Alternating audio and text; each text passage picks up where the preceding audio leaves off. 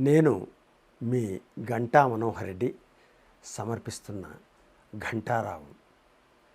సేద్యం తెలిసేది స్వేదంలోనే, సేద్యం తెలిసేది స్వేదంలోనే, లోకం తెలిసేది శోకంలోనే. ఏమిటి దీని అర్థం? సేద్యం అంటే వ్యవసాయం. వ్యవసాయం గురించి ఊరికే మాట్లాడడం కాదు. ఒక వ్యవసాయం చేయాలంటే, ఒక రైతు కష్టం తెలియాలంటే మనలో స్వేదం చిందిస్తేనే తప్ప ఆ రైతు యొక్క కష్టం మనకు తెలియదు, అతని స్వేదం విలువ మనకు తెలియదు. అది దానికి ఉండే గొప్పతనం, రైతు గొప్పతనం. అందుకే సేద్యం తెలిసేది స్వేదంలోనే, అలాగే లోకం తెలిసేది శోకంలోనే.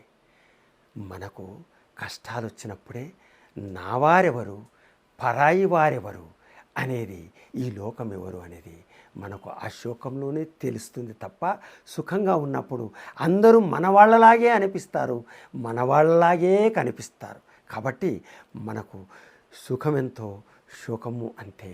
శోకం మన యొక్క కష్ట సుఖాల్ని జల్లిస్తుంది, జల్లెడ పట్టి నీ వారెవరు, పరాయి వారెవరు అని మనకు నికరంగా మనకు అందిస్తుంది. అదే ఈ ఘంటారావం కవిత పరమార్థం, ఉద్దేశం, అంతఃసారం. ధన్యవాద నమస్సులు.